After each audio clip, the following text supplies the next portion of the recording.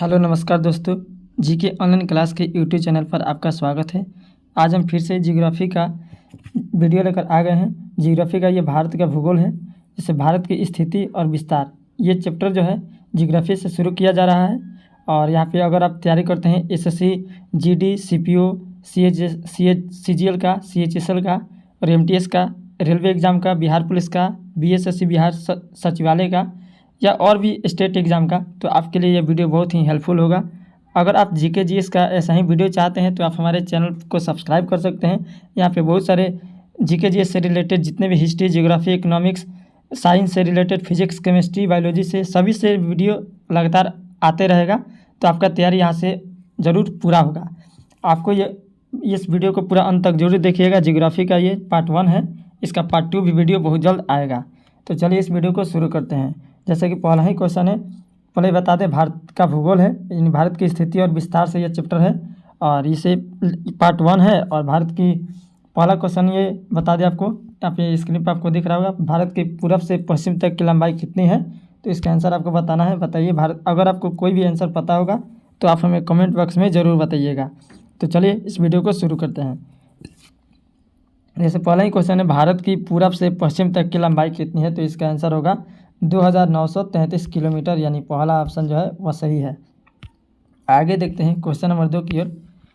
देखिए दोस्तों, question number 2 है, भारत की तट रेखा की लंबाई कितनी है। बताइए भारत की तट रेखा जो है उसकी लंबाई कितनी है।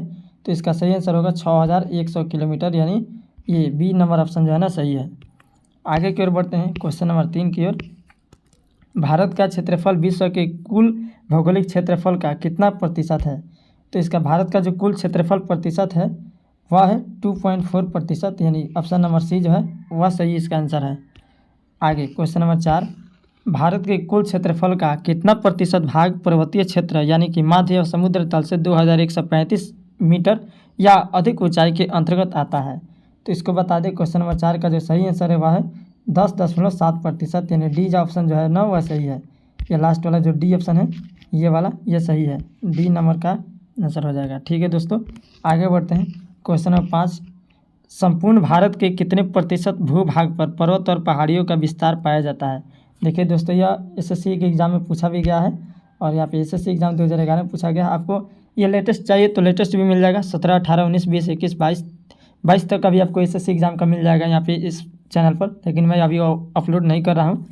तो देखिए दोस्तों, ये पहला बताइए 5वां का सही आंसर क्या होगा, कितना विस्तार है पहाड़ियों का। तो वह है 29.3%, यानी ऑप्शन नंबर ए सही है। आगे बढ़ते हैं क्वेश्चन नंबर 6 की ओर। निम्नलिखित में से किस राज्य से होकर कर्क रेखा नहीं गुजरती है। देखिए दोस्तों, नहीं गुजरती है बात किया गया है, तो बहुत सारे स्टूडेंट इसे यहाँ पे गुजरती है को देख करके टिक मार देते हैं, लेकिन आपको ध्यान रखना है क्वेश्चन पूछा गया नहीं गुजरती है। 6वां का जो आंसर होगा वह उड़ीसा। उड़ीसा जो है वह कर्क रेखा से होकर के नहीं गुजरती है, option number B is right answer.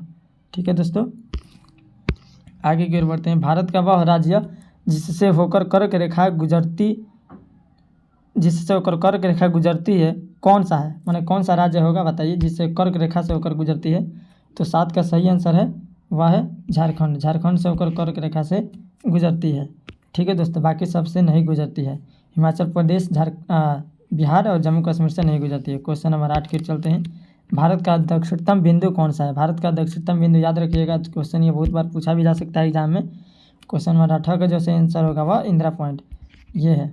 ठीक है दोस्तों, आगे की ओर बढ़ते हैं क्वेश्चन नंबर 9 की ओर।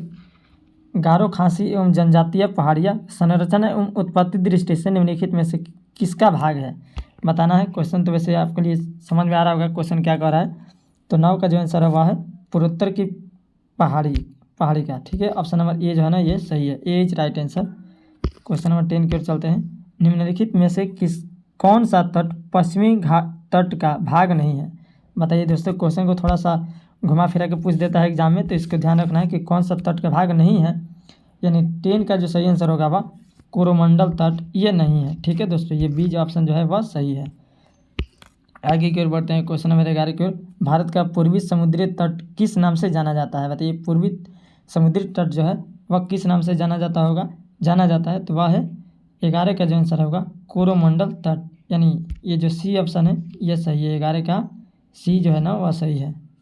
ठीक है दोस्तों, आगे बढ़ते हैं क्वेश्चन नंबर 12 की ओर। इंदिरा पॉइंट का अन्य नाम है। इंदिरा पॉइंट को एक और नाम से जाना जाता है जिसका नाम है इनमें से सभी, यानी पार्सन पॉइंट, लोईचिंग, फिर मैग्नीशियम पॉइंट, इनमें से सभी, यानी ऑप्शन डी जो है ये सभी नामों से इंदिरा पॉइंट को जाना जा सकता है। याद रखिएगा, एग्जाम में बहुत बार ये पूछ देगा इसमें से कोई नाम दे करके और आपसे पूछा जा सकता है, तो इनमें से सभी का नाम याद रख लीजिए। इंदिरा पॉइंट को इस नाम से जाना जाता है। क्वेश्चन नंबर 13 की ओर चलते हैं आगे। कोंकण तट कहाँ से कहाँ तक विस्तृत है? जो कोंकण तट है वह कहाँ से कहाँ तक फैला हुआ है? तो इसका 13 का जो आंसर होगा वह गोवा से कोची तक फैला हुआ है। गोवा से कोचिंग तक यह इसका विस्तार है। ठीक है दोस्तों, आगे की ओर बढ़ते हैं। 14 नंबर, लक्षद्वीप समूह के द्वीपों की उत्पत्ति निम्नलिखित में से किस प्रकार हुई है? बताना है कि जो लक्षद्वीप है वह द्वीपों की उत्पत्ति मैंने कैसे ये बना हुआ है। तो 14 का जो सही आंसर है वह बताइए। अगर आपको पता होगा तो आप कमेंट बॉक्स में बता सकते हैं। ये प्रबल उत्पत्ति से हुआ है। ठीक है दोस्तों, याद रखिएगा बी इसका सही आंसर है, ये बी नंबर। ठीक है दोस्तों, बढ़ते हैं 15 नंबर क्वेश्चन की ओर। निम्नलिखित में से कौन सा कथन असत्य है? बताइए कौन सा इसमें से गलत है, बताना है। 15 का जो सही आंसर होगा ये कहता है कि 15 का भारत के क्षेत्रफल का 48% भाग मैदानी है। ये भाग जो है ना यह गलत है, यानी सी इसका आंसर सही है। बाकी सब ये सही है, लेकिन इसमें से गलत का कह रहा है तो यही गलत है, यानी सी नंबर जो है ना इसमें का सही आंसर होगा। क्वेश्चन नंबर चलते हैं 16 की ओर। किस भारतीय राज्य की सीमा सर्वाधिक राज्यों की सीमा को स्पर्श करती है? कौन ऐसा राज्य है जो सबसे अधिक राज्यों को टच करती है, सबसे अधिक राज्यों से वह सटा हुआ है? बताइए 16 का आंसर कौन सा सही होगा? तो वह है उत्तर प्रदेश। उत्तर प्रदेश सबसे बड़ा भी जिला है, बड़ा राज्य है, मैंने जिला बोल दिया सॉरी इसके लिए। तो ये बड़ा राज्य है और ये ज़्यादा राज्य से कनेक्ट भी करती है। ठीक है दोस्तों, याद रखिएगा उत्तर प्रदेश। क्वेश्चन नंबर 17 की ओर चलते हैं। भारत में निम्नलिखित में से किस राज्य की तट रेखा सबसे अधिक लंबी है? सबसे लंबी कौन सा है उसको बताना है, सबसे अधिक तट रेखा। तो वह होगा 17 का सही आंसर होगा ए गुजरात। गुजरात जो है ये सबसे लंबी तट रेखा है। ठीक है दोस्तों, आगे की ओर बढ़ते हैं। क्वेश्चन नंबर 18 की ओर। निम्नलिखित भारतीय राज्यों में से किससे होकर कर्क रेखा नहीं गुजरती है? सॉरी, एक बार ये फिर से रिपीट हो चुका है क्वेश्चन के लिए। तो ये बताइए कौन सा होगा? 18 का जो सही ऑप्शन है वह है, अच्छा इससे यहाँ पे भी पूछा गया कि इसमें से बताना है कि कौन सा नहीं गुजरती है। तो याद रखिएगा ये उत्तर प्रदेश जो है ना ये नहीं गुजरती है, कर्क रेखा से होकर के उत्तर प्रदेश नहीं गुजरता है, याद रखिएगा इसको। आगे की ओर बढ़ते हैं। क्वेश्चन नंबर 19 की ओर। कौन सी अक्षांश रेखा भारत के मध्य से होकर गुजरती है? बताइए कौन सा। क्वेश्चन बहुत बार ये पूछा भी जा सकता है। तो 19 का याद रखिएगा कर्क रेखा। कर्क रेखा इसका सही आंसर होगा। ठीक है दोस्तों, आगे की ओर बढ़ते हैं। क्वेश्चन नंबर 20 की ओर। कर्क रेखा भारत के कितने राज्यों से होकर गुजरती है? याद रखिएगा ये 8 होगा इसका आंसर। ठीक है, 20 का आंसर 8 यानी डी ये सही है, 8 राज्यों से होकर के गुजरती है। निम्नलिखित में से कौन सा द्वीप भारत और श्रीलंका के मध्य स्थित है? बताइए कौन सा ऐसा द्वीप है जो भारत और श्रीलंका के मध्य स्थित है? 21 का सही आंसर है वह है रामेश्वरम। ए इज द राइट आंसर। 22 की ओर चलते हैं। थार मरुभूमि कहाँ स्थित है? बताइए थार मरुभूमि जो है वह कहाँ स्थित, लगभग आपको ये पता होगा कि थार मरुभूमि कहाँ स्थित है। ये है राजस्थान में। ठीक है दोस्तों, थार राजस्थान में है। आगे की ओर चलते हैं। क्वेश्चन नंबर 23 की ओर। दक्षिण गंगोत्री का क्या है? दक्षिण जो गंगोत्री है वह क्या है? ये भी SSC 2017 में पूछा गया है, CGL में पूछा गया, यहाँ पे लिखना छूट गया है। ठीक है दोस्तों, बताइए कौन सा इसका सही आंसर होगा? तो 23 का सही आंसर है वह है अंटार्कटिका में स्थापित भारतीय वैज्ञानिक अनुसंधान केंद्र, यही है दक्षिणी गंगोत्री है। ठीक है, दक्षिणी गंगोत्री क्या है? ये है। तो आगे न्यू मूर द्वीप कहाँ है? तो न्यू मूर द्वीप जो है आपको बता दें कि 24 का जो सही आंसर है वह बंगाल की खाड़ी में है, यानी डी जो है इसका सही आंसर है। आगे की ओर बढ़ते हैं 25 की ओर। निम्नलिखित में से कौन एक द्वीप है? बताइए कौन सा इसमें एक द्वीप है? तो इसमें द्वीप की बात करता है 25 में।